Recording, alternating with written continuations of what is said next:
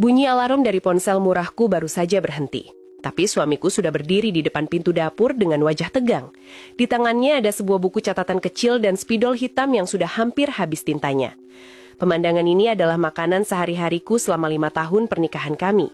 Mas Pras, suamiku, adalah pria dengan jabatan mapan di kantornya.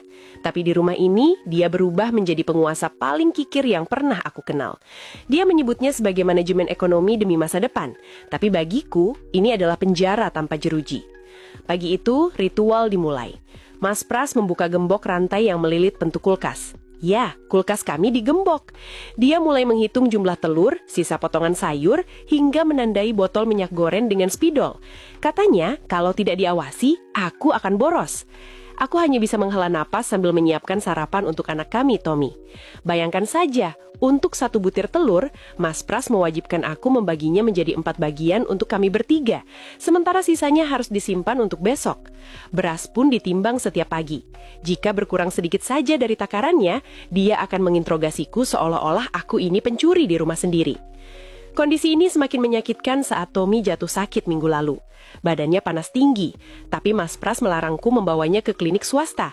Dia memaksaku mengantri di puskesmas menggunakan kartu kesehatan pemerintah yang gratis, meskipun antriannya mengular dari pagi sampai sore.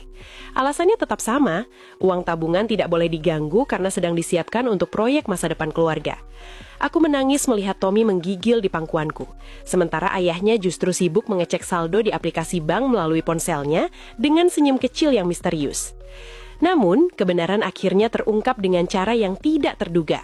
Suatu hari, Mas Pras terburu-buru berangkat kantor dan meninggalkan tas kerjanya di meja makan.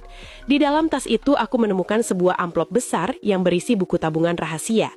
Jantungku hampir copot saat melihat angka di dalamnya. Ada ratusan juta rupiah yang terkumpul selama bertahun-tahun, hasil dari memotong jatah makanku dan Tommy. Tapi yang paling menghancurkan hatiku adalah sebuah catatan kecil yang terselip di halaman belakang buku itu. Di sana tertulis jelas, dana hantaran dan pesta pernikahan kedua, lengkap dengan nama seorang wanita dan tanggal yang sudah direncanakan tahun depan. Sekujur tubuhku gemetar.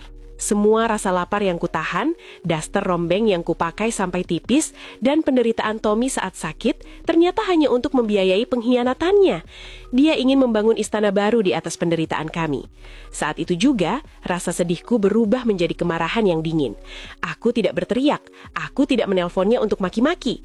Aku tahu, jika aku langsung melabraknya, dia akan punya 1000 alasan untuk mengelak dan memutarbalikkan fakta. Aku harus bermain cantik.